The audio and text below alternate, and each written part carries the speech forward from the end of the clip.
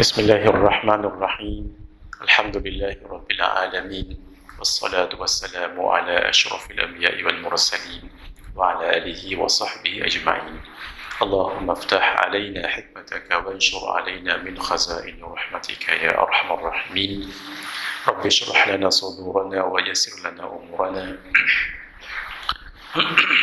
واحلل عقدة من ألسنتنا يفقه أقوالنا ولا حول ولا قوة إلا بالله العلي العظيم ولا حول ولا قوة إلا بالله العلي العظيم ولا حول ولا قوة إلا بالله العلي العظيم اللهم انفعنا بما علمتنا وعلمنا ما ينفعنا وزدنا علما وارزقنا فهما نسألك فهم النبيين وحفظ المرسلين وإلهام الملائكة المقربين واهدنا بهداية العارفين وانشر علينا من خزائن رحمتك يا أرحم الراحمين اللهم إنا نسألك علما نافعا ورزقا طيبا وعملا صالحا متقبلا وصلى الله على سيدنا محمد وعلى آله وصحبه أجمعين والحمد لله رب العالمين خير ما أحييكم به تحية الإسلام وتحية الإسلام السلام السلام عليكم ورحمة الله وبركاته ومرحبا بوصية رسول الله صلى الله عليه وآله وصحبه وبارك وسلم إلى حضرات النبي المصطفى رسول الله صلى الله عليه وآله وصحبه وبارك وسلم وإلى كافة الأنبياء والمرسلين والملائكة المقربين وإلى آله الطيبين الطاهرين وأصحابه الأكرمين والتابعين وتابعيهم وإلى جميع أولياء الله الصالحين والشهداء والعلماء والفقهاء والمحدثين وإلى سائر مشايخنا ومشايخ مشايخنا وأهل أسانيدنا وسلسلاتنا وإلى أرواح أموات المسلمين وإخواننا الحاضرين والغائبين شيء لله لهم الفاتحة أعوذ بالله من الشيطان الرجيم الحمد لله رب العالمين الرحمن الرحيم مالك يوم الدين إياك نعبد وإياك نستعين بنا الصراط المستقيم صراط الذين أنعمت عليهم غير المغضوب عليهم ولا الضالين آمين نوينا التعلم والتعليم والتذكر والتذكير ونفع والانتفاع والإفادة والاستفادة والحث على التمسك بكتاب الله وسنة رسوله صلى الله عليه وآله وصحبه وبارك وسلم ودعاء إلى الهدى والدلالة على الخير ابتغاء وجه الله ومرضاته وقربه وثوابه. Alhamdulillah, saya bersyukur kehadrat Allah Subhanahu wa taala dapat hadir ke masjid yang sangat mulia ini, dan mudah-mudahan majlis kita pada malam ini diberkati dan dirahmati oleh Allah Subhanahu wa taala. Dan syukran jazilan aziman wajiban kepada Al-Fadhil guru kita Al-Fadhil Ustaz Ruslan dan seluruh tuan-tuan imam AJK masjid ini sudi untuk memberi peluang untuk kuliah maghrib pada malam ini. Malam yang penuh dengan keberkatan. Para ulama mengatakan ketika mensyarahkan hadis yanzilu rabbuna ila sama'id dunya fi thuluthil akhir minal lail, rahmat Allah itu turun ke muka bumi ini pada 1/3 malam yang akhir. Malam bermula daripada maghrib sampai ke subuh, dibagilah 1/3 yang awal, 1/3 yang pertengahan, 1/3 yang akhir. 1/3 yang akhir inilah paling afdal untuk kita sahur. Untuk sahur dapat fadilat bermula daripada tengah malam. Maka bermula detik tengah malam itu 1 detik, maka itu orang yang sahur dapat fadilat sahur. Innallaha wa malaikatahu yusalluna 'alal mutasahhirin. Sesungguhnya Allah dan para malaikatnya memberi rahmat kepada orang yang sahur. Tak kira puasa Ramadan, qadha ataupun nazar, kafarah, sunat sekalipun. Maka bermula sahur itu fadilatnya selepas tengah malam. Tetapi afdal sahur itu 1/3 malam yang akhir. 1/3 malam yang akhir ini jugalah afdal untuk tahajud. Tahajud boleh paling afdal selepas tidur. Sebelum tidur boleh juga tahajud, tetapi ia akan jadi kategori qiyamul lail. Kalau solat-solat sunat yang dilakukan selepas solat Isya, tidur dahulu sebelumnya, solat itu dalam kategori tahajud, walaupun namanya solat tarawih. Kategorinya tahajud, namanya tarawih. Kenapa? Sebab tidur dahulu sebelumnya. Kalau solat itu didirikan selepas solat Isya tanpa tidur dahulu sebelumnya, maka solat itu kategorinya qiyamul lail walaupun namanya tahajud. Itu bezanya kategori dengan nama. Tahajud ini paling afdal 1/3 yang akhir tadi. Begitulah juga 1/3 malam yang akhir itulah setiap malam rahmat Allah dekat kepada bumi. Tapi kata ulama, istimewanya malam Jumaat. Malam ni lah, sampai ke subuh esok, rahmat yang pada setiap malam akan dekat kepada bumi dan penduduk bumi ini 1/3 malam yang akhir, kata sebagian ulama, untuk malam Jumaat. Seawal maghrib sebegini sudah turun rahmat tadi. Karena itu bangunkan malam ini, malam Jumaat ini dengan amal ubudiyah, solat dan sebagainya. Malah kata imamuna alim Quraisy, Imam Syafi'i, beliau menyebutkan qad balaghana, telah sampai kepada kami, anna du'a yustajabu fi 5 layalin, doa itu dimakbulkan Allah dalam 5 malam. Lailatul Aidain, 2 malam hari raya. Hari raya puasa, hari raya haji. Wa awwali lailatin min Rajab, malam pertama bulan Rajab. Wa lailatin nisfi min Sya'ban, pada malam nisfu Sya'ban. Wa lailatil Jum'ah, dan malam Jumaat. 2 hari raya kita kena tunggu 1 tahun baru jumpa. Demikian awal malam Rajab, demikian malam nisfu Sya'ban. Keempat malam ini nak tunggu 1 tahun baru dapat.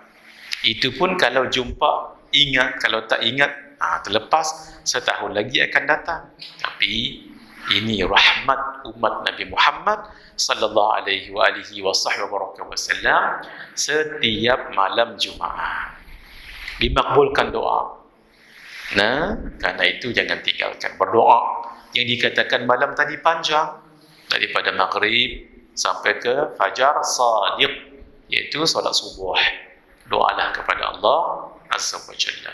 Jadi malam ini kan malam yang dimakbulkan doa. Malam ini malam yang sangat barakah, kerana rahmat Allah cepat lebih daripada malam-malam yang lain. Kita pula berkumpul di masjid ini. Khairu buqa'il ardi masajiduha wa syarruha aswaquha, sebaik-baik tempat di muka bumi masjid-masjidnya. Sebab itu tidak ada tempat lain yang ada peraturan khusus. Dalam kitab fiqh memang ada khas, hukum khas untuk masjid. Masuk masjid, keluar masjid, saf di masjid, semua ada khusus kerana kemuliaan masjid itu. Kemudian solat, menunggu satu solat selepas solat yang lain, itu sangat besar fadilatnya. Al-Imam Abdullah bin Alawi Al-Haddad dan ulama lain menyebutkan bahawa menunggu satu solat selepas satu solat itu seumpama berada dalam solat. Bila dalam solat itu makbul doanya, barakah. Berjumpa pula dengan orang-orang yang salih. Masya Allah. Ru'yatus salihin tujdiul qalb wa ru'yatus salihin tushfiyul qulub. Melihat wajah orang-orang yang saleh itu memberi ketenangan kepada hati. Melihat orang-orang yang saleh itu memberi obat kepada hati yang bermasalah. Ishabu man dzakkarakum billahi ru'yatuh. Itu pesan Rasulullah sallallahu alaihi wasallam. Bersahabatlah kamu dengan orang yang ketika kamu melihat mereka, kamu ingat kepada Allah. Demikian para sahabat ketika melihat Rasulullah sallallahu alaihi wasallam, ya Rasulullah, idza ra'ainaka raqqat min qulubina. Wahai Rasulullah, kata sebahagian sahabat, ketika melihat wajah Tuhan terangkat tarakki akan kerohanian keimanan kami. Ma ra'ayna mandaran a'jaba min wajhi an-nabi sallallahu alaihi wasallam. Tidak pernah kami melihat pemandangan yang lebih indah daripada melihat wajah Rasulullah sallallahu alaihi wasallam. Sebab wajah orang yang taat, wajah orang yang ikhlas, sedap mata memandang. Kerana itu kita berkumpul kebaikan sebegini ini. Sehingga ulama mengatakan hada huwa khairun ala khairin min khairillah. Ini adalah suatu kebaikan di atas kebaikan daripada kebaikan Allah yang banyak. Dan mudah-mudahan kita berkumpul dengan orang yang saleh, baik, di tempat yang baik, pada waktu yang baik. Tujuan pun baik, untuk kita mempelajari ilmu agama. Maka kebaikan-kebaikan yang berkumpul ini, Masya Allah, ini adalah suatu kebaikan daripada kebaikan-kebaikan Allah Subhanahu wa ta'ala. Imam Al-Habib Abdullah bin Alawi Al-Haddad, beliau menyebutkan, wa alaika bibirril walidain, hendaklah kamu berbakti kepada kedua orang tuamu. Fa innahu min aujabil wajibat, kerana ia adalah antara kebaikan, kewajipan yang paling wajib. Kewajipan itu banyak, yang paling wajib itu solat dahulu. Nah, kemudian antara yang awal inilah dia. Wa iyyaka wa uquqahum, dan jauhkanlah diri kamu daripada durhaka kepada mereka. Fa innahu min akbaril kabair, kerana iaitu durhaka tadi adalah antara dosa besar yang paling besar. Dosa dahlah besar, ini antara yang paling besar. Itu yang kita nak awali dahulu, kerana malam ini saya akan bicarakan. Ini buku terbaru, alhamdulillah, yang sempat saya buat baru saja dalam beberapa minggu yang lepas, 2-3 minggu lepas. Saya nak ketika menulis kitab ini, saya nak jadi anak yang soleh. Saya nak anak-anak kita semua jadi anak yang soleh. Dan kita juga adalah anak. Buktinya kita ada kat dunia sekarang, tapi dah meninggal dunia. Naam. Karena itu buku ini saya buat 2 sudut perbincangan. Berbakti ketika kedua orang tua masih hidup, tapi jarang orang cerita berbakti ketika keduanya sudah meninggal dunia. Malam ni kita bicarakan itu, untuk supaya nanti kita meninggal, ayah kita, anak-anak kita pula yang berbakti pada kita, supaya dalam kubur kita tidak sepi je, tidak senyap je. Ada doa yang dibaca, ada niat yang dia niatkan baik untuk kedua orang tua.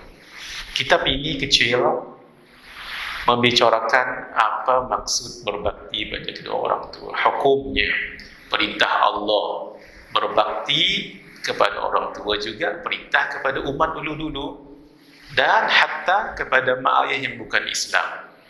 Berbakti kepada orang tua sifat mulia para nabi.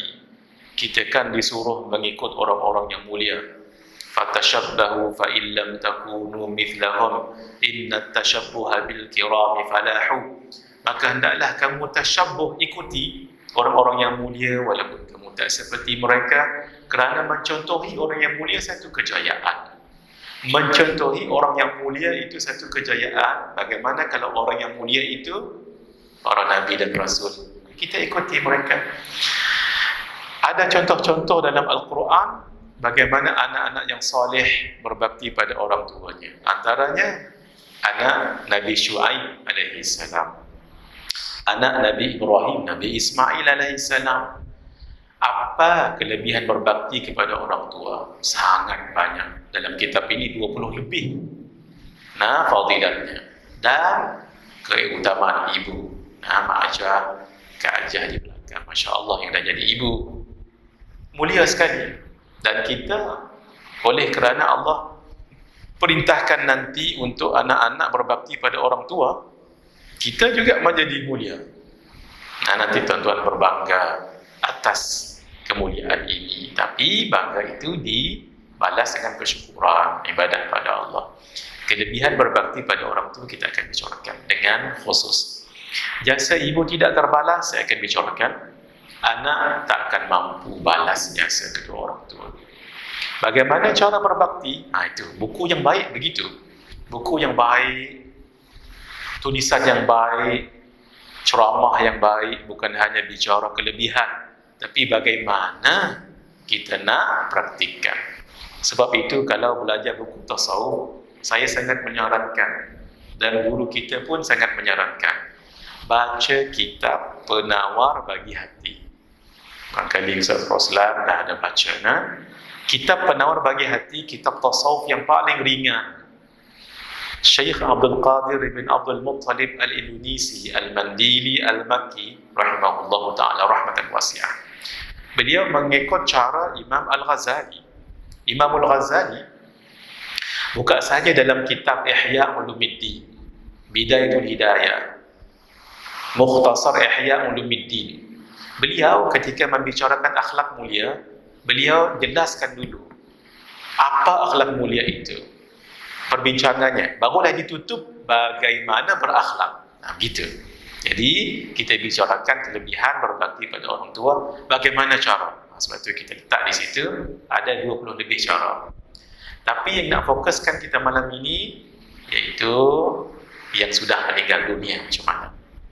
Wajib berbakti pada orang tua walaupun keduanya zalim. Sebab keduanya asbab kita hadir ke dunia ni. Satu kerugianlah kalau ada mak ayah tapi tak jadi asbab untuk orang tu masuk ke syurga, rugi sangat-sangat. Jangan sekali-kali derhaka kepada orang tua, itu adik-adik, anak-anak yang dengar malam ni.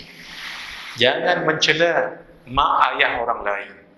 Sebab di dalam kitab Al-Adabul Mufrad karangan Al-Imam Al-Bukhari, Imam Al-Bukhari tulis kitab Al-Adabul Mufrad, adab yang tersendiri. Sebab beliau nak maksudkan adab, hadis-hadis tentang adab dalam kitab ini, ini lain daripada hadis-hadis tentang adab dalam kitab beliau Al-Jami'us Sahih, Sahihul Bukhari, 7,000 hadis tu. Dalam tu ada hadis-hadis tentang adab, tapi tak banyak. Jadi beliau tulis satu kitab lain cerita tentang adab dan akhlak, lebih banyak dalam tu. 1,000 lebih hadis dalam tu. Maka ditulis oleh beliau dengan tajuk adab tersendiri. Itu maksudnya. Bukan kitab ni kitab adab yang dalam sahih yang beliau yang besar itu, tapi yang tersendiri. Itu tujuan beliau. Dalam kitab ini menyebut kalau ada seseorang mencerca ayah dan ibu seseorang, tetapi dia mencerca itu sebab orang tadi itu terlebih dahulu mencerca ayah ibunya, maka dianggap orang tadi itu derhaka pada ayah ibu, walhal yang buatnya orang lain. Tapi kerana dia mencerca dulu ayah ibunya, lalu anaknya mencerca ayah ibu orang tadi dianggap menderhaka pada ibu dan ayah. Sebab itu jaga-jaga. Peranan ibu bapa membantu anak-anak untuk jadi orang yang baik. Kita akan fokuskan yang saya bulatkan di sini dengan laju. Jangan berdoa yang tidak baik kepada anak, marah macam mana pun. Dan kita dengar kata-kata golongan salaf dan khalaf tentang berbakti pada kedua orang tua, sebab mereka ini ikhlas, batinnya bersih, dah usul kepada Allah, arif billah pula tu. Lalu kata-kata mereka itu punya cahaya. Jadi kita berpedoman. Kitab-kitab ini semua saya ambil daripada kitab bahasa Arab. Dan saya bariskan dan saya terjemahkan kata-kata mereka itu. Kisah dan teladan salafus salih ada 10 kisah. Malam ini saya akan kongsikan 8 nasihat daripada Imam Al-Dhahabi dan Syekh Badi'uz Zaman Said Nursi. Saya secara peribadi bila saya baca kisah ini menangis saya. Nasihat kedua orang tua ni. Tapi malam ni saya tak baca lah. Saya pergi tak menangis habis kita. Masya Allah. Kalau kita baca dengan tenang, hayati. Dan doa untuk kedua orang tua. Apa kelebihan berbakti kepada orang tua? Malam ni saya lalu gitu je. Tidak syarah panjang sebab ini bukan daurah. Ini ceramah tazkirah. Kalau daurah tu lain, daurah tu panjang, cerita pun tak apa. Ini sekadar. Sebab nanti boleh rujuk pada kitab. Antara amalan yang paling dicintai Allah, itu. Cinta ni mahal. Lebih mahal daripada pahala. Kita bagi tahu dengan anak, tolong abah cuci kereta. Abah akan bagi hadiah. Niat kita nak bagi RM20. Dia taat betul, tak ada nak melawan. Once kita suruh terus dibuangnya dan cuci sungguh-sungguh lah. Terbit sayang, kasih dengan dia tadi tu. Yang kita janjikan RM20, tak sedar kita bagi padanya RM100. Itu sayang punya pasal. Karena sayang itu mahal. Itu baru bahasa sayang manusia dengan manusia.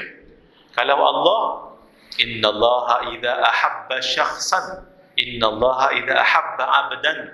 Allah, sesungguhnya Allah ketika mencintai seseorang, faqala li Jibril, Allah akan bagi tahu kepada Jibril, ya Jibril, inni uhibbuh, wahai Jibril, aku mencintainya. Fa ahibba, kamu juga wajib mencintainya.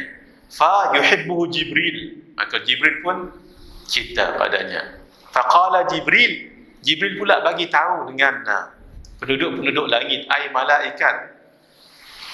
Lalu malaikat Jibril mengatakan, wahai para malaikat, Allah mencintai hambanya di muka bumi. Fa'ahibbuh, hendaklah kamu mencintainya. Maka para malaikat pun mencintainya.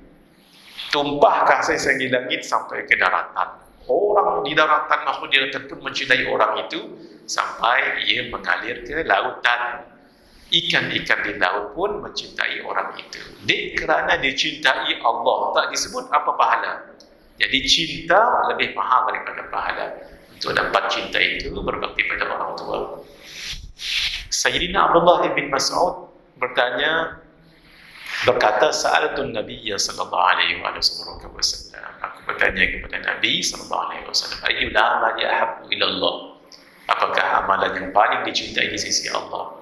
Qala sallallahu alaihi wasallam, baginda pun menjawab, as-salatu ala waqtiha, mendirikan solat pada waktunya. Qala, dia bertanya lagi Ibnu Mas'ud, thumma ayyu, kemudian apa?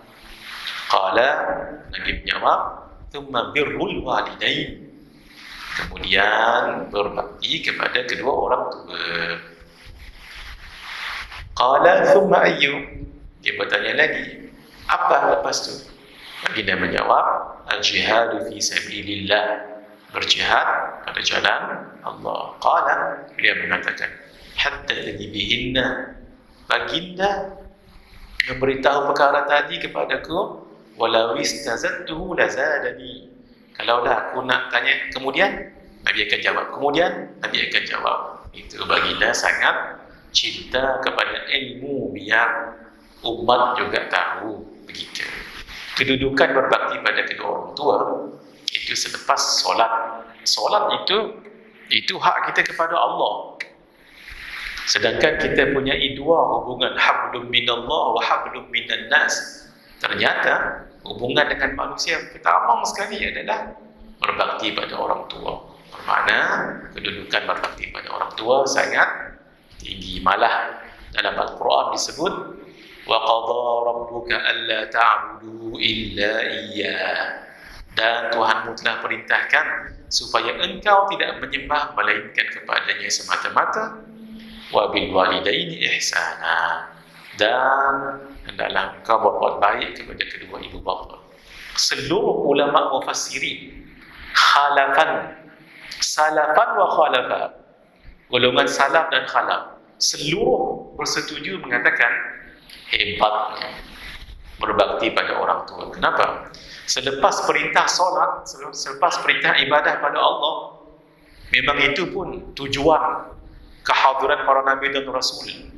Ani'budullah wajtanibut taghut, menyembah Allah dan menjauhi taghut. Itulah tujuan utama nabi dan rasul. Selepas itu, wabil walidaini ihsana, berbakti kepada kedua orang tua. Tidak ada amalan yang lebih besar mengalahkan amalan berbakti kepada kedua orang tua. Satu. Yang kedua, itu menunjukkan ayah ibu mulia. Tahniah siapa jadi ayah dan ibu. Nah, sebab itu mulianya jadi ayah ibu. Kahwin itu pun jadi sunat secara umum. An-nikahu sunnati. Nah, nikah itu adalah sunnah ke. Nah, bermaksud kita memang disuruh untuk berkahwin. Tambah lagi ada ayat, ada hadis tentang kelebihan orang yang punya anak yang akan nanti mendoakan kedua orang tuanya. Nak tunjuk menjadi orang tua satu kemuliaan. Buktinya apa? Ayat Quran. Wa bil walidaini ihsana, dan hendaklah kamu berbuat baik kepada ibu bapa. Ibu bapa itu apa? Malaikat kah? Bukan. Jin kah? Bukan. Malaikat kita. Nah, sebab itu tuan-tuan yang ada dalam masjid ini yang sudah jadi ayah ibu, Masya Allah, maqam sangat tinggi di sisi Allah. Jangan turunkan. Karena itu teruskan maqam ini, tarakki naik. Nah, jadi ayah ibu yang saleh.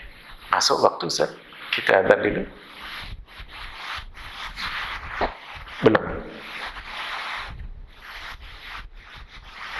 Berapa? 5 minit, 6 minit. Baik. Berbakti kepada kedua orang tua lebih utama daripada jihad. Ya Rasulullah, ubayyi'uka, aku berbaiat padamu untuk berjihad pada jalan Allah. Kamu ada mak ayah lagi? Ya ada. Pergi berbakti pada keduanya. Maka itu lebih baik daripada jihad. Ini maksudnya jihad infiradi. Kecualilah bila sebuah negara itu, nah, tuanku sultan ataupun agung nak semua rakyat berjihad, itu lebih penting lagi. Tapi ini jihad infiradi, lebih afdal lagi jaga mak ayah. Masya Allah. Mendapatkan keridaan Allah dan keridaan Allah bergantung pada keridaan orang tua. Ridha Allah fi ridhal walid. Keridaan Allah bergantung pada keridaan orang tua. Walidain.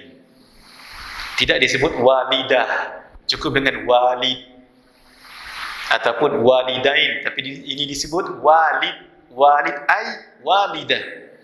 Ini ala sabili al-ghalabiyah, mengikut ghalibnya, mana yang dominan.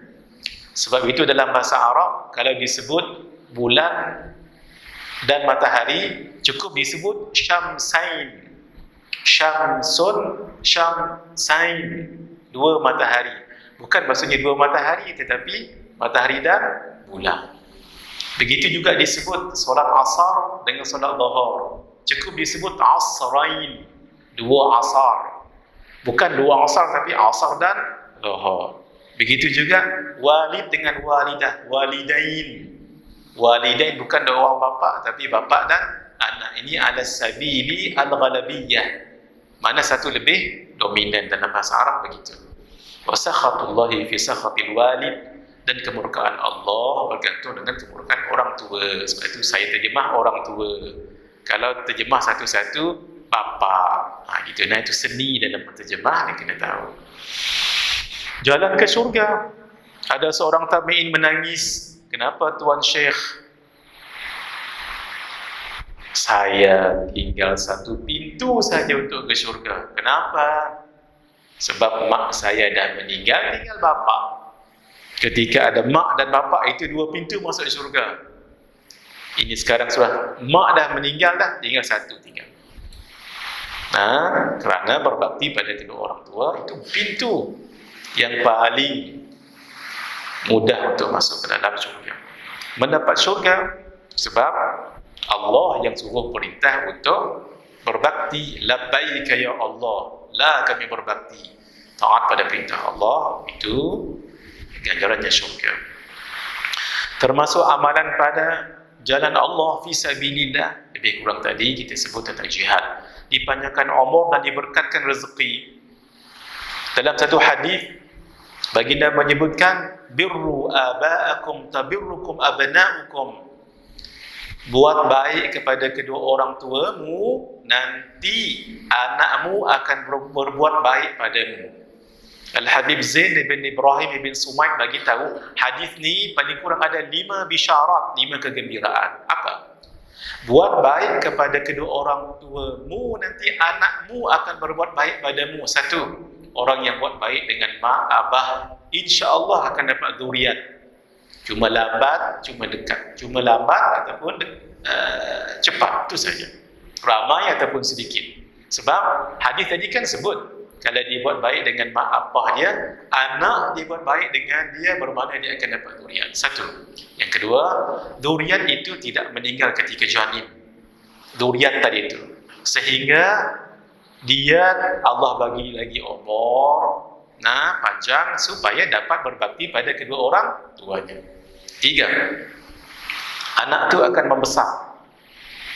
membesar. Sebab sehingga dia, macam mana dia nak buat baik dengan pak dia kalau kecil? Allah bagi kelebihan umur sampai membesar.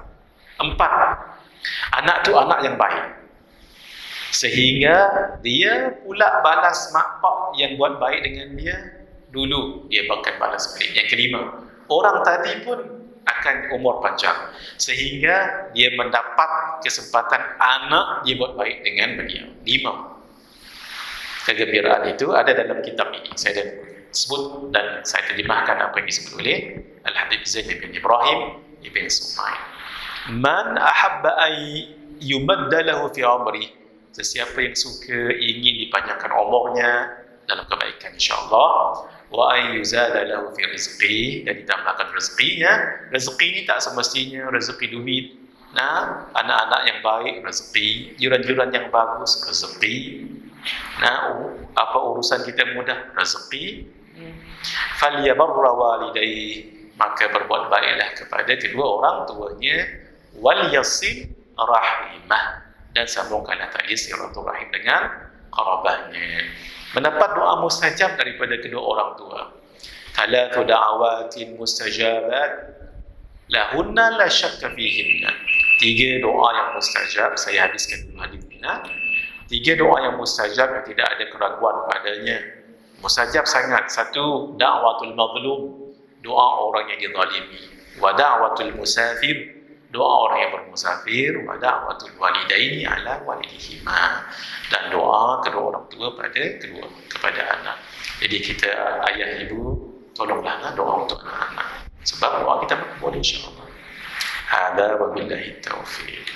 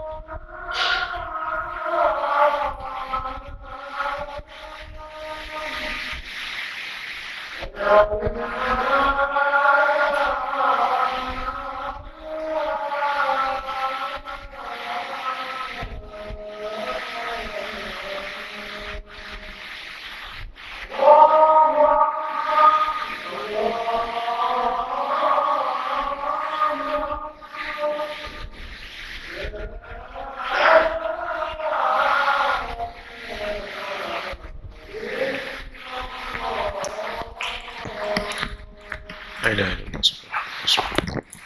Allahumma salli ala Rasulillah. Allahumma barik.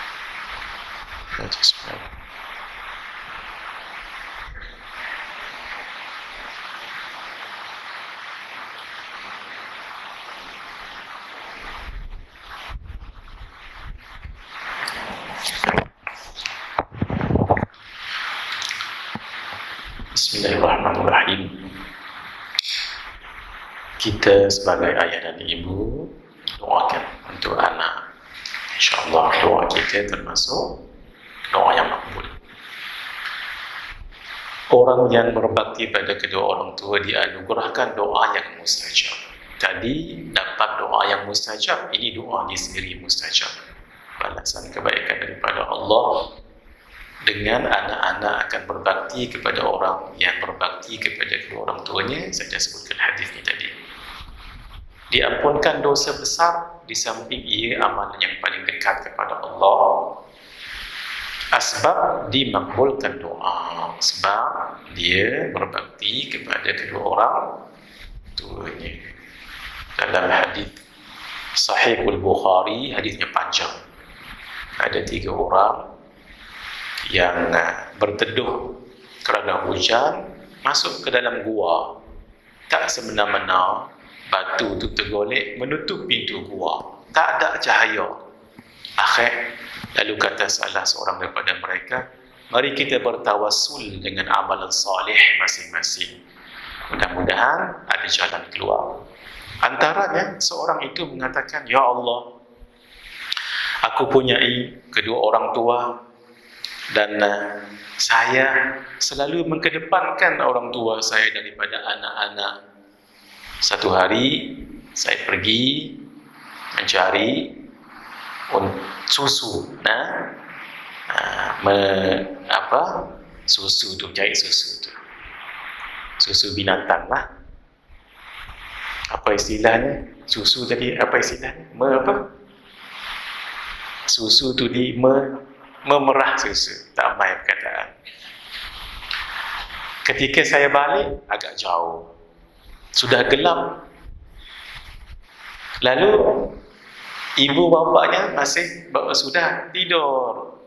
Lalu beliau pegang susu itu dan tunggu sampai ke pagi. Walaupun anak-anaknya menangis nak minta, tak, dibaginya dulu untuk kedua orang tuanya. Ya Allah, maka ini kalau satu kebaktian, maka bukalah gua ini pada kami. Lalu terbuka sedikit, tergolek sedikit pintu tu, maka nampaklah cahaya, tapi masih belum terbuka semua. Barulah yang kedua dengan yang ketiga tadi tawassul, maka terbukalah. Hadisnya ada dalam kitab ini, saya tak sempat sebab kita banyak nak bincangkan yang lain. Jasa ibu tidak terbalas. Terima kasihlah ibu semua melahirkan kami, menjaga kami. Kalau ibu saya sudah 7 tahun meninggal. Jadi siapa yang ada ibu lagi, jagalah hati perasaan mereka. InsyaAllah barakah. Ibu ni barakah.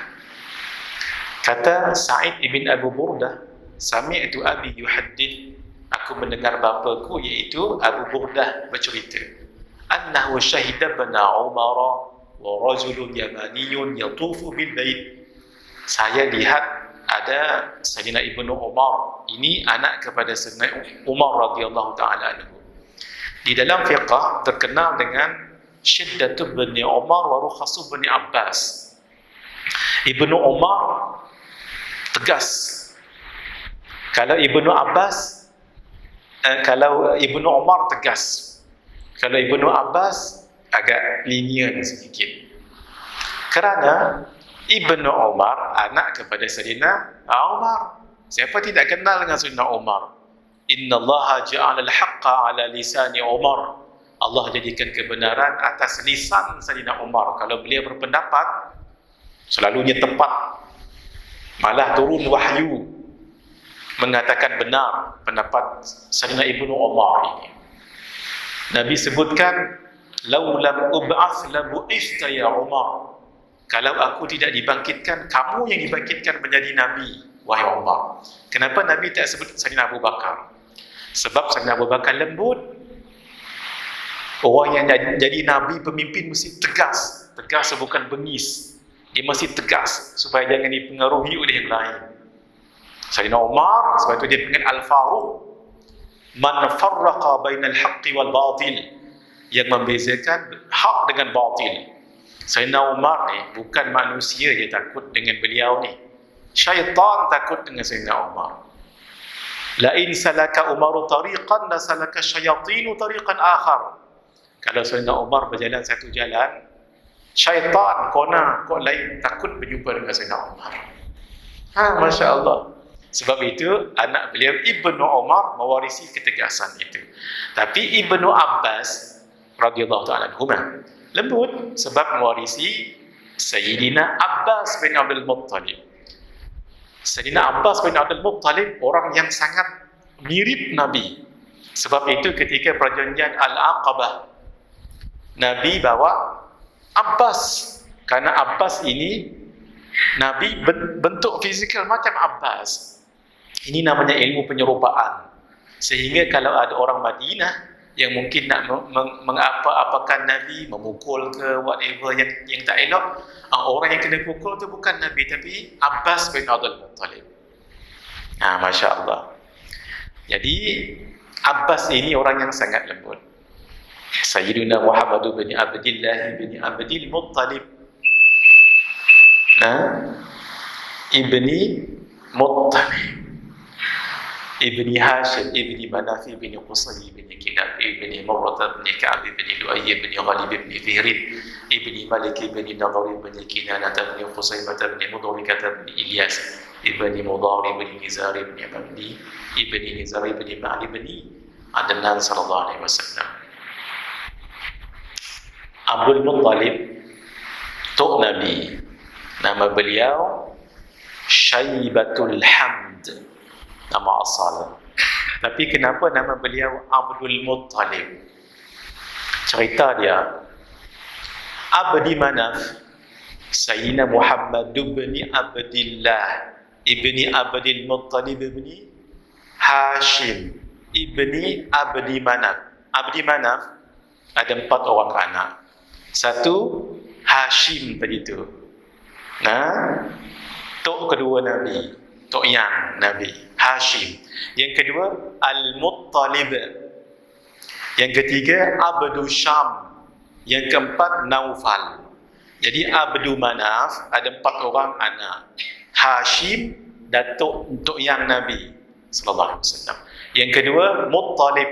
Yang ketiga Abdu Syam. Yang keempat Naufal. Muttalib dengan Abdul Muttalib anak saudara. Kerana abang beliau namanya Hashim. Ketika Hashim meninggal dunia, isteri dan sebagainya, Abdul Muttalib yang nama beliau asal Syaibatul Hamd itu masih kecil di Makkah. Lalu beliau kerana sayang kasih dengan Hashim, abang beliau, tentu beliau kasih dan sayang juga dengan anak Hashim, iaitu anak saudara beliau Syaibatul Hamd. Daripada Madinah beliau pergi ke Makkah. Bawalah Syaibatul Ham tadi tu pergi ke Al-Madinah. Ketika orang tengok, ini hamba kepada Abdul Muttalib kan? Hamba tu Abdun, Al-Muttalib Muttalib. Lalu orang berfikir itu hamba kepada Abdul Muttalib. Sejak daripada itu beliau dipanggil dengan Abdul Muttalib. Nah, supaya kita faham dia punya sejarah.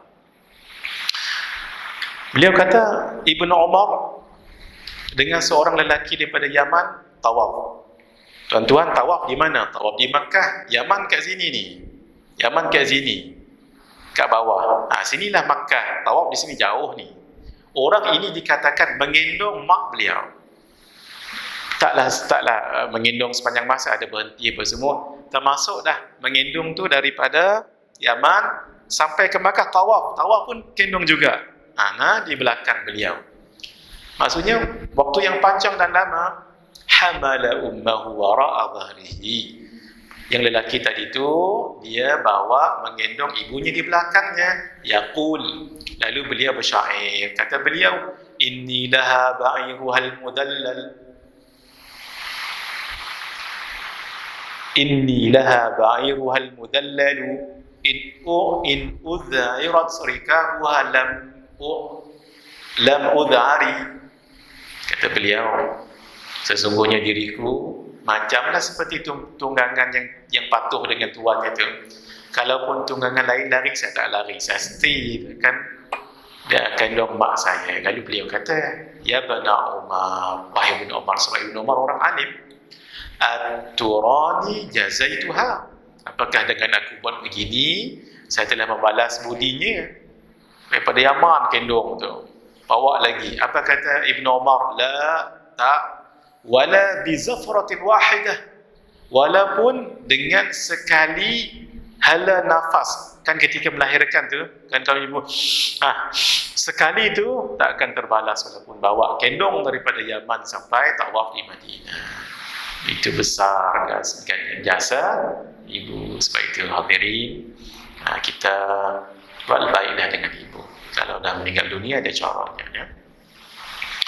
Ini yang kita nak cerita sedikit. Sebab ini jarang dicerita orang berbakti kepada kedua orang tua yang sudah meninggal dunia.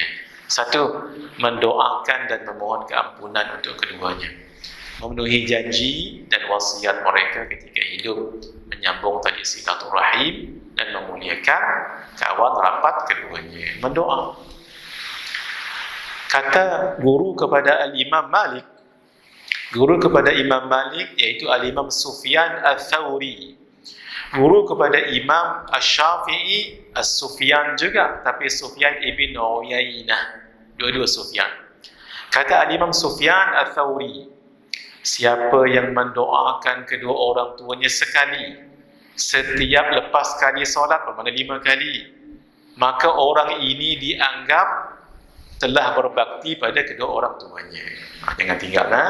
Saya yakin tuan-tuan dah baca dah ni. Allahumma ighfir li dhunubi wa li walidayya warhamhuma kama rabbayani saghira. Kalau ada orang, Allahumma ighfir lana dhunubana wa liwa, jangan diwaliwa. Liwa tu kena panjang. Wa li walidayna warhamhuma kama rabbayana saghira. Kalau banyak, ramai, Allahumma ighfir lana dhunubana wa li walidina warhamhum kama rabbawna saghira. Nanti saya tulis di akhir slide saya ni ada doa tu. Sebahagian ulama lain mengatakan begini. Doa selepas azan. Azan tadi tu doa. Sebab nanti ada hadis. Orang innar rajula, sesungguhnya seorang yang lelaki itu turfa'u darajatuhu fil jannah, diangkatkan makamnya dalam surga. Hadis yang lain fil qabri, dekat kubur. Thumma qala, dia pun bertanya, min ayyi hada, dari mana datang semua ini? Lalu dijawab, dia ada beberapa riwayat.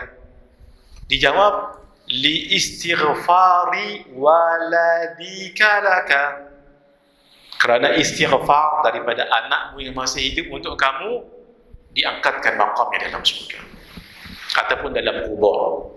Maka ulama mengatakan, lagi selalu seseorang anak berdoa, maka lagi banyak makamnya diangkat. Sebahagian mengistinbatkan hadis ini, lalu kata begini, setiap lepas solat jangan tinggal sekali, paling kurang, lagi banyak lagi bagus. Dan selepas azan pun doa juga. Macam mana caranya? Muadzin tutup dengan la ilaha illallah, kita pun la ilaha illallah. Idza sami'tumun nida faqulu mithla ma qala al-muadzin. Apabila kamu dengar muadzin menyebutkan sesuatu, ikut apa yang disebut, illa melainkan hayya 'alatain, hayya 'alas salah. Jangan balai hayya 'alas salah, siapa seru siapa, maka kita jawab la haula wala quwwata illa billahil aliyyil azim. Dan as-salatu khairum minan naum, kita jawab sadaqta wa bararta. Habis la ilaha illallah, kita pun la ilaha illallah. Kenapa la ilaha illallah tu di last sekali? Kenapa? Ada hikmahnya tu. Sebahagian ulama mengatakan azan tu ditutup dengan kalimah tauhid la ilaha illallah, dan kita pun akan jawab la ilaha illallah. Tafaul mengambil barakah. Mudah-mudahan seperti mana azan ditutup dengan kalimah tauhid, maka hidup kita juga nanti ditutup dengan kalimah tauhid la ilaha illallah. Man akhira kalamihi la ilaha illallah dakhala al-jannah. Allahumma ja'alni wa ja'alkum minhum. Siapa yang di akhir hidupnya dapat sebut la ilaha illallah, dia masuk syurga. Karena itu jangan tak dijawab. Itu tujuan tu, untuk mengajar kita menutup kehidupan dengan la ilaha illallah. Al-Imam Al-Syekh Abu Bakar Al-Malibari, beliau sebut, antara yang disebut juga oleh Al-Imam Al-Qurtubi dalam kitabnya Tazkirah Al-Qurtubi, diringkaskan oleh Syekh Abdul Wahhab Asy-Sya'rani, jangan bersembang-sembang ketika azan. Begitu disebut dalam kitab itu. Ada satu tajuk dalam kitab itu, sekilo RM2 5 kupang. Nama tajuk tu. Kenapa? Sebab diceritakan ada orang ketika nak meninggal lalu ditalqinkan, laqinu mautakum la ilaha illallah, la ilaha illallah. Tak dapat disebut. Yang dia sebut apa? Sekilo RM2 5 kupang. Maaf, rupa-rupanya orang ni ketika orang azan dia berniaga rupanya. Time tu juga dia kata murah, sekilo RM2 5 kupang. Sebab itu ulama melarang kita jangan bercakap ketika orang azan. Hatta ketika kita baca Quran, stop baca Quran, jawab azan. Kecuali dalam solat. Bila dalam solat jangan jawab azan, sebab kita sedang baca rukun qauli. Juga dalam tandas jangan jawab azan. Tapi setelah selesai urusan dalam tandas, keluar tandas nanti qada jawab azan. Begitu juga solat, assalamualaikum warahmatullahi, assalamualaikum warahmatullahi, baru jawab azan. Qada yang dalam tadi tu. Yang ketika kita solat azan tadi kan, kita tak jawab tapi lepas salam qada macam biasa, Allahu akbar, Allahu akbar, Allahu akbar, Allahu akbar, asyhadu an la ilaha illallah, asyhadu an la ilaha illallah, asyhadu anna Muhammadar Rasulullah, asyhadu anna Muhammadar Rasulullah. Hayy, la haula wala quwwata illa billahil aliyyil azim, la haula wala quwwata illa billahil aliyyil azim, la haula wala quwwata illa billahil aliyyil azim, la haula wala quwwata illa billahil aliyyil azim. Untuk subuh sadaqta wa bararta, sadaqta wa bararta, Allahu akbar, Allahu akbar, la ilaha illallah. Itu Macam mana kata ulama tadi, lepas azan doa untuk mak bapak. Macam mana? Jawab dulu la ilaha illallah, salawat. Allahumma salli ala sayyidina Muhammad wa ala ali sayyidina Muhammad, boleh. Ataupun salawat al-ummi, Allahumma salli ala sayyidina Muhammadin abdika wa rasulika nabiyil ummi wa ala alihi wa sahbihi wa sallim, boleh. Nak pendek pun tak apa, Allahumma salli ala sayyidina Muhammad. Baru kita angkat tangan dan baca doa. Allahumma rabb hadhihi ad-da'wati at-tammati was-salati al-qa'imah آت سيدنا محمدا الوسيلة والفضيلة والشرف والدرجة العالية الرفيعة وابعثه مقاما محمودا الذي وعدته إنك لا تخلف الميعاد. Tangan tu jangan diturun dulu. Tu yang kata ulama tadi, sambung.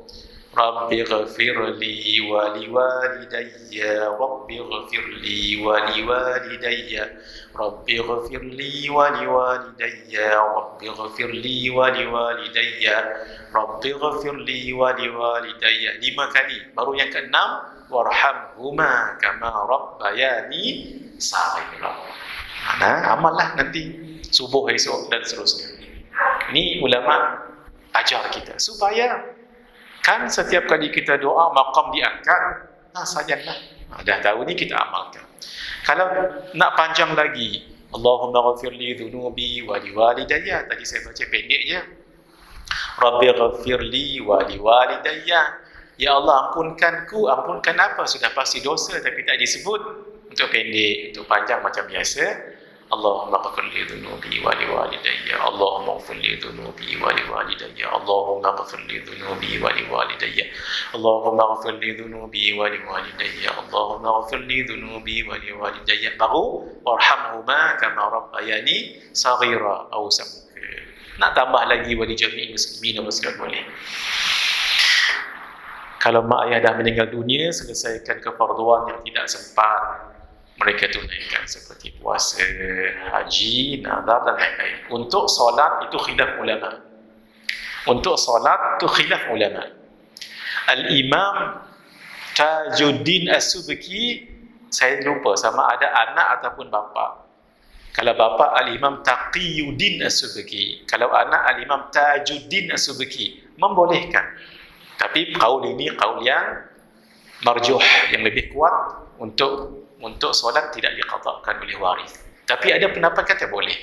Nanti rujuk dalam kitab Idaman Penuntut bagi menguraikan yang kusut. Antara kitab fiqah yang bagus. Tak terlalu ringan, tak terlalu mendalam. Idaman Penuntut bagi menguraikan yang kusut. Karangan Syekh Al-Ustaz Abdul Ghani bin Yahya, orang Johor. Beliau anak murid pada Tok Kenali. Haji, nazar dan lain-lain. Menjalinkan hubungan dengan keluarga sahabat baik bapanya, melaksanakan janji. Sayyidina Ibnu Umar pernah berjalan di satu jalan, ditanya dengan tuan, adakah anak kepada si fulan? Ya. Naik mak, mari naik ke kedai, atas kedai saya ni.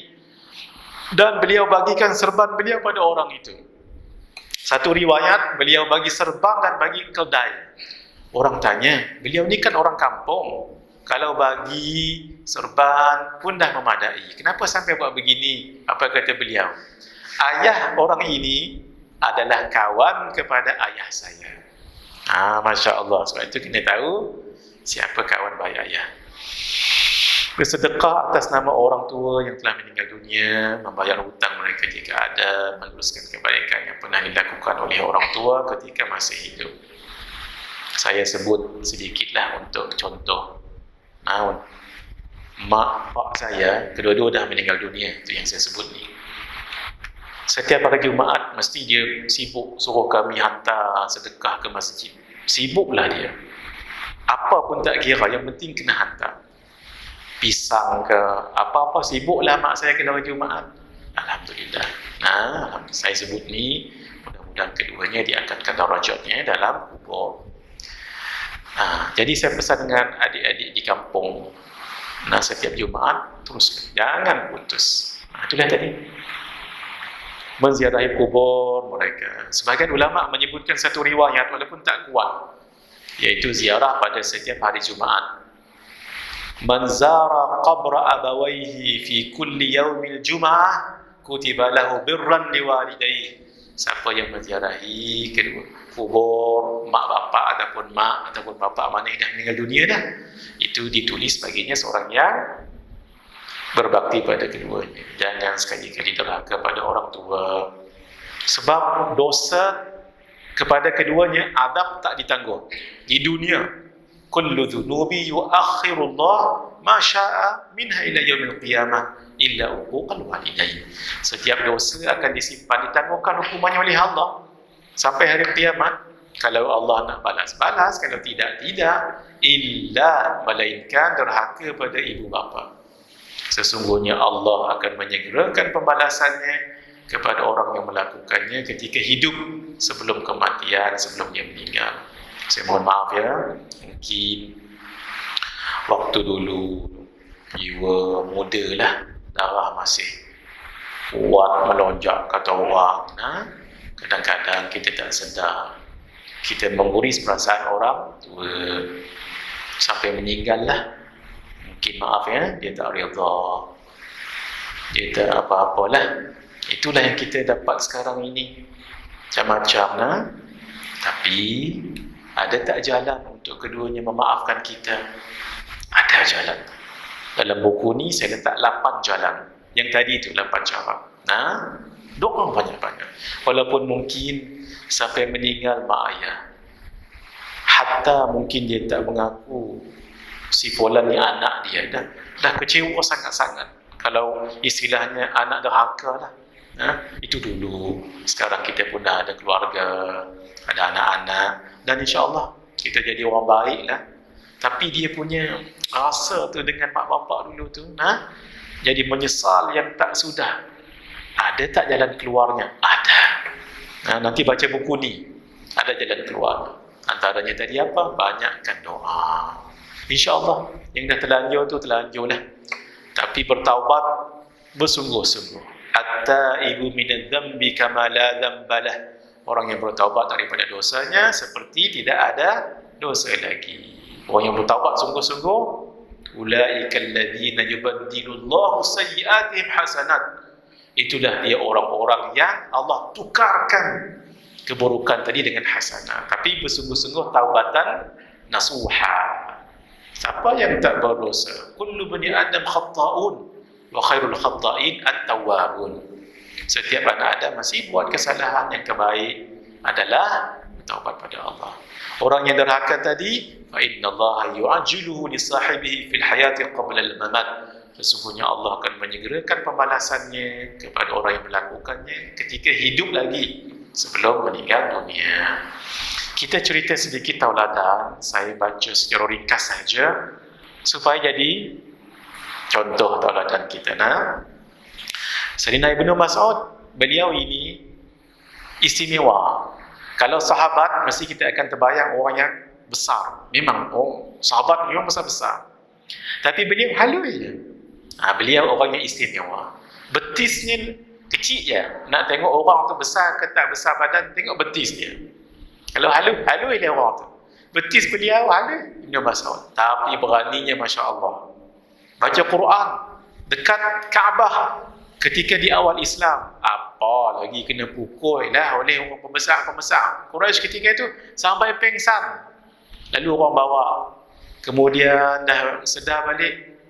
What happened? What happened? Ditanyanya. Hang kena balun.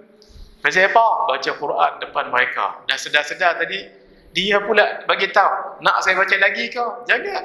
Nanti kena pukul lagi. Berani beliau ni. Orangnya kecil je. Halus. Istimewa.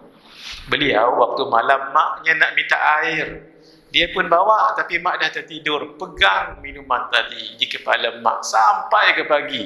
Dia rasa bersalah sebab tak cepat bawa. Walhal apalah sangat, kan? Bawa tu pun dah okey, tapi ini nak keredaan mak. Sayyidina Usamah bin Zaid, ini cucu yang Nabi sayang. Sebab Zaid bin Harithah itu ibnu Tabanni, anak angkat kepada Nabi.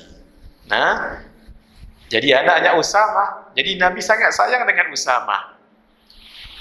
Nabi sangat-sangat sayang dengan Usamah. Zaid bin Harithah berkulit hitam. Usamah bin Zaid jadi berkulit hitam juga. Jadi ada sekali peristiwa, ada seorang perempuan daripada keluarga yang ada nama lah, kenamaan, mencuri. Lalu adalah usaha nak selamatkan perempuan tadi, jangan sampai dipotong tangan ataupun kena hukuman Rasulullah. Lalu mereka pun bertanya, siapa yang kita nak suruh cerita dengan Nabi ni. Lalu mereka kata, Usamah. Usamah. Sebab Usamah cucu yang Nabi suka. Pergi jumpa dengan Nabi, kira macam negotiate lah. Dah kena marah Nabi. Sebab Nabi sangat tegas dalam bab hukum hakam. Nabi pernah sebut anak baginda yang Nabi sangat sayang dan Nabi cium dan peluk walaupun dah kahwin, Sayyidatuna Fatimah Al-Batul. Al-Batul sebab beliau ini selalu beramal kepada Allah. Wa tabattal ilaihi tabtila. Sebab itu disebut Al-Batul. Az-Zahra yang sangat cemerlang sebab beliau ibadahnya luar biasa.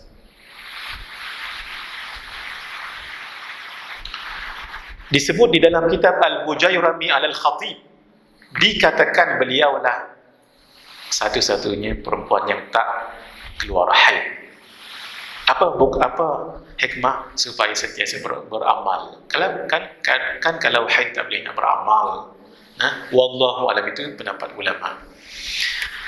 Nabi sebut baginda yang sangat kasih dan sayang kepada Fatimah, "Lau saraqat Fatimah laqata'tu yadaha."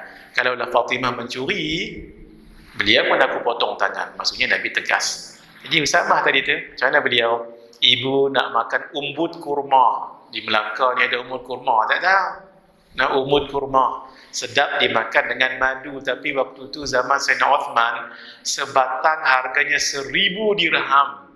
1 dirham sama dengan sekilo daging. Dulu sekilo daging RM30, lah mungkin 35 kan, 40 kan? Darab lah, 40 darab dengan 1,000. Bukan ambil batang kurma, umbut kurma. Beliau beli, tebang, keluarkan umbut, beri pada mak dia. Orang tanya, "Wahai Usamah, kamu tak tahu kan ni harga dia mahal? Apa pun mak saya minta, saya akan tunaikan." Itu dia. Tengok kita lah. Mak janganlah minta kapal terbang. Mak pun minta lah yang kena, dan kita pula sesuai dengan kemampuan. Kalau tak ada, minta mama. Saya tak apa nak boleh. Begitu. Tapi usaha. Every and the best. Sayyidina Abu Hurairah radhiyallahu ta'ala anhu ketika dilantik jadi gubernur dekat Dhul Hulaifah. Dhul Hulaifah satu tempat namanya Bi'ru Ali.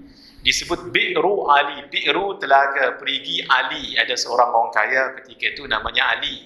Tapi bukan Sayyidina Ali bin Abi Talib, bukan. Dia wakafkan periginya kepada orang yang nak pergi haji daripada Madinah. Itu namanya Bi'ru Ali. Bila dah disebut Bi'ru Ali, jadi akhirnya Bi'ru jadi hilang, jadi Bir Ali. Itu asalnya Bir Ali. Itulah tempat namanya Dhul Hulaifah. Beliau ketika nak pergi bekerja, berdiri dulu depan pintu rumah mak dia.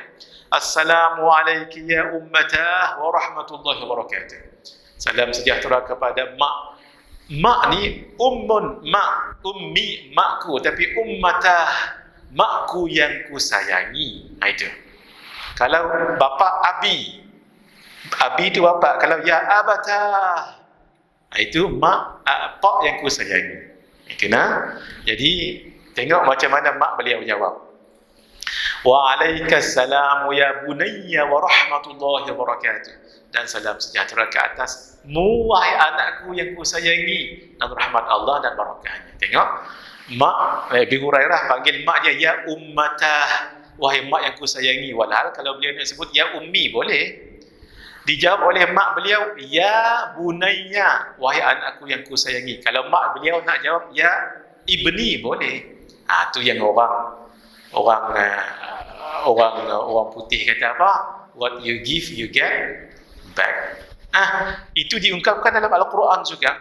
Ketika Nabi Ibrahim pada 7 hari bulan Dzulhijjah malam bermimpi menyembelih Nabi Ismail sampai putus kepala dalam mimpi. Esok merenung-renung, melihat-lihat. Orang Arab kata merenung tu ra'a, lihat. Sebab itu 8 Dzulhijjah disebut hari Tarwiyah. Sebab merenung-renung, melihat-lihat. Apa maksud mimpi?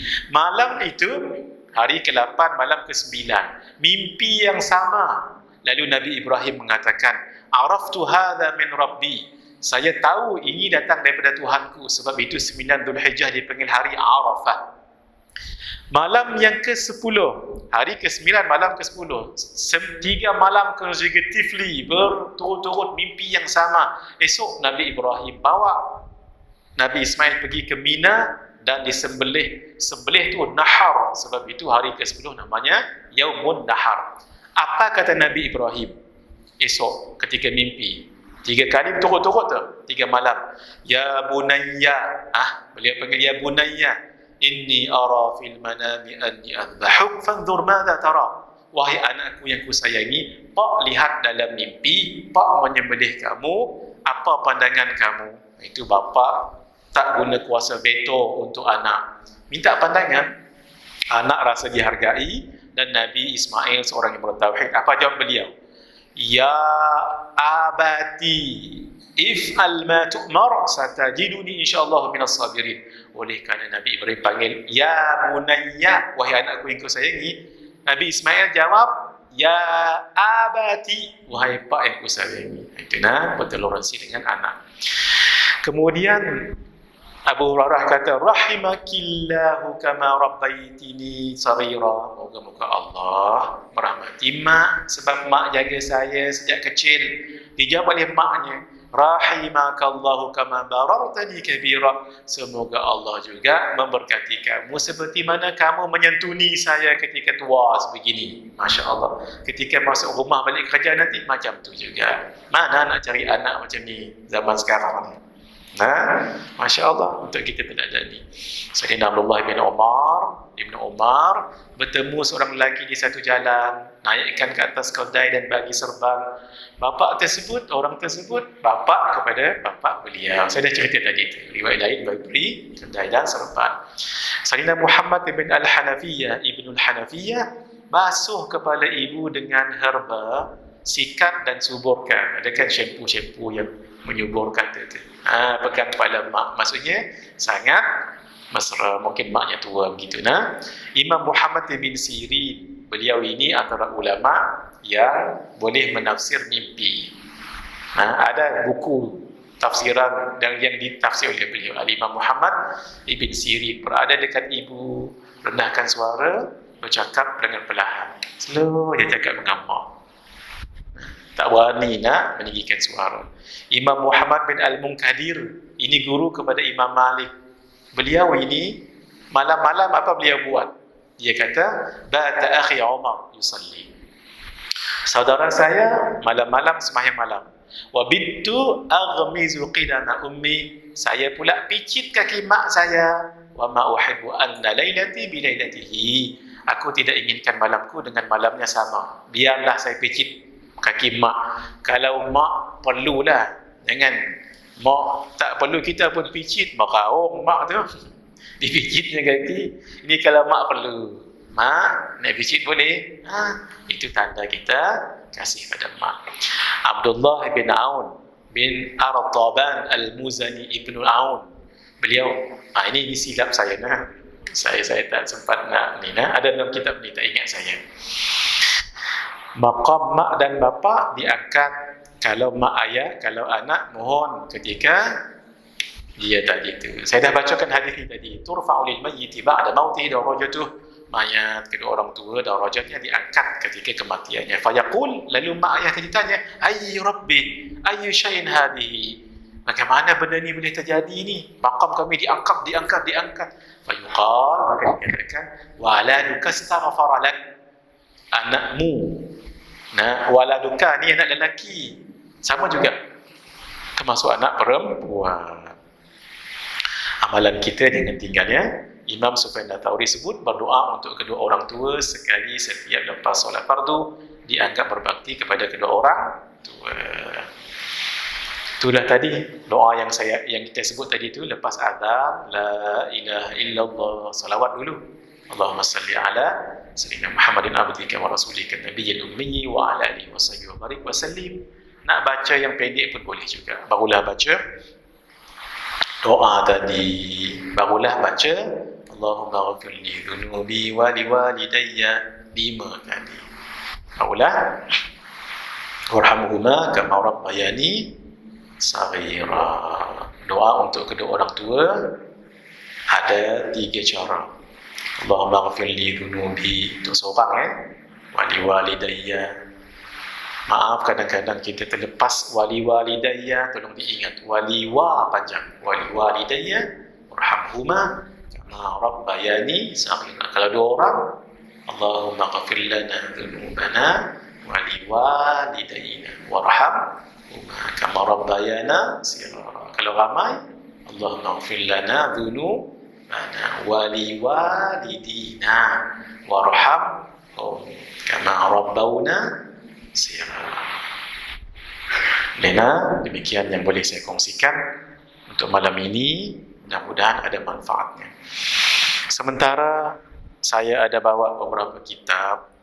Buku ini pernah saya bawa ke sini dulu, Ruslan. Kita kongsikan 2 amalan supaya untuk kita amalkan. Tuan-tuan ikut saya Allahumma salli ala Sayyidina Muhammad wa anzilhu al-maq'ada al-muqarraba 'indaka yaumal qiyamah. Hadis daripada Imam Tabarani, Nabi mengatakan, man qala, siapa yang baca Allahumma salli ala Muhammad wa anzilhu al-maq'ada al-muqarraba 'indaka yaumal qiyamah, doa tadi wajibat lahu syafa'ah, wajiblah baginya syafa'ah. Wajib bagi syafa'ah, alhamdulillah, walaupun sekali baca. Ya Allah, rahmatilah ke atas penghulu kami Nabi Muhammad sallallahu alaihi wasallam, dan tempatkan baginda di kedudukan yang paling hampir denganmu pada hari kiamat. Itu maksud tadi. Yang kedua, tuan-tuan ikut saya. Astaghfirullah lil mu'minin wal mu'minat. Itu je maksudnya. Ya Allah, aku mohon ampun kepadamu untuk orang yang beriman lelaki dengan perempuan. Apa ganjarannya? Ganjarannya Nabi sebut dalam hadis, man istaghfara lil mu'minina wal mu'minat kataballahu lahu bi kulli mu'minin wa mu'minatin hasanatan. Siapa yang mohon ampun kepada Allah untuk orang yang beriman lelaki dengan perempuan, baginya pahala seluruh ramai orang mukminin mukminat. Hadis ni tak sebut daripada Nabi Adam sampai sekarang ke? Kalau daripada zaman Nabi Adam, ramai sangat. Katalah kita kecilkan zaman ni je, 2022 ni, berapa ramai orang beriman, orang Islam. Ambillah 2.5 bilion. Sekali kita baca 2.5 bilion pahala kita. Hadis ni ada dalam kitab ini dan buku saya yang terbaru sekali, baru 6 hari lepas buku ni. Karamah 30 sahabat. Kita baca buku ni supaya lembut hati. Jangan pegang pada kepandaian kita, kekuatan kita, sehingga kita lupa anugerah Allah. Ada yang luar daripada adat, tetapi Allah ubahkan tu jadinya khariqul adah. Khariqul adah, iaitu dia mencari adat. Tuan-tuan mengaji sifat 20, kuasai 3 ilmu, kuasai 3 hukum. Kalau tak kuasai ini, itu kadang-kadang salah memahami sesuatu. Maksud saya, hukum akal, hukum adat, hukum syara'. Nabi dalam Isra' dan Mi'raj, daripada Makkah berhenti ke Taibah, Madinah, berhenti di Bukit Tursaina, berhenti di Madian, berhenti di Baitul Laham, berhenti di Baitul Muqaddas. Semuanya berhenti dan solat. Berapa lama masa? Nanti kalau ada masa kita cerita Isra' Mi'raj. Naik pertama, 2, 3, 4, 5, 6, 7. Itu namanya langit. Sidratul Muntaha. Itu pendapat tahqiq Al-Imam Al-Bajuri dalam kitabnya Tuhfatul Murid, syarah kepada kitab Jawharatul Tauhid, mengatakan di situ. Tapi pendapat kebanyakan ulama masyhur kata sampai ke Arash. Sidratul Muntaha, mustawa Arash. Antaranya Al-Imam Al-Busiri. Al-Imam Al-Busiri menyebutkan thumma yarudduhu minal Arash qabla an yabrudal farash. Allah kemudian mengembalikannya Nabi daripada Arash ke tempat pembaringan sebelum ia Sejuk. Jauhnya tu panjang. Al-Imam Al-Bajuri dalam kitabnya Tuhfatul Murid syarah kepada kitab Jawharatul Tauhid. Al-Imam Al-Syekh Muhammad Nawawi Ibn Umar Al-Bintani dalam kitab beliau Nurul Dhalam syarah kepada kitab Aqidatul Awam. Semua ni tak lebih 4 jam. Semua ni tak lebih 4 jam. Walhal daripada Makkah pergi Baitul Maqdis dengan unta yang kuat 1 bulan pergi, 1 bulan balik. Sebab jauhnya 1233 km. Itu baru perjalanan itu. Ini semuanya 4 jam. Maka kita selalu kata ini tak logik akal. Tak logik akal. Sebenarnya bukan tak logik akal, tapi tak logik adat. Kalau akal, kalau Allah nak jalankan melebih lagi. Tapi adat yang tak logik. Jadi kita kata mustahil akal. Sebab itu kena pelajari 3 hukum tadi tu. Akal, hukum adat dengan hukum syara. Jadi bila sebut karamah, itu mencari bukan akal tapi mencari adat. Bila kita baca ni, insya-Allah tenang diri kita. Sayyidina Abu Bakar As-Siddiq, Sayyidina Umar bin Khattab, Sayyidina Uthman, Sayyidina Ali, sahabat-sahabat yang lain, ada 30 sahabat, setiap satunya ada hadis dan ada riwayat.